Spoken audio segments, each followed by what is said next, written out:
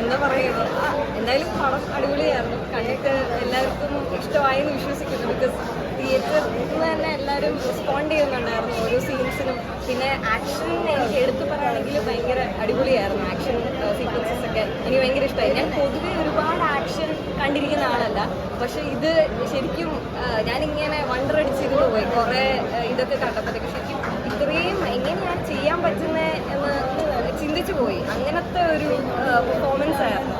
So ഈ മൊത്തത്തിൽ പടം അടിപൊളിയായിരുന്നു. ഇതിൽ ഭാഗമാകാൻ പറ്റത് ഭയങ്കര സന്തോഷം. അത് തന്നെയാണ്. ഇതിൽ നിരഞ്ജന എന്ന് പറയുന്നതാണ് എൻ്റെ ക്യാരക്ടർ. പിന്നെ അഞ്ജനയുടെ സിസ്റ്ററായിട്ടാണ് ഞാൻ ചെയ്തിരിക്കുന്നത്. ഇത്രയും ഒരു ലോങ് സംഭവം ആദ്യമായിട്ടാണ് ഒരു ക്യാരക്ടർ ചെയ്യുന്നത്. ആദ്യമായിട്ടാണ്. ഇതിനു മുന്നേ ഞാൻ 5ാം പാത്രത്തിൽ ചെയ്തിട്ടുണ്ട്. പിന്നെ ഞാൻ ആദ്യമായിട്ട് വന്നത് നായികൻ എന്ന് പറയുന്ന റിയാലിറ്റി ഷോ കണ്ടസ്റ്റൻ്റ് ആയിട്ടാണ്.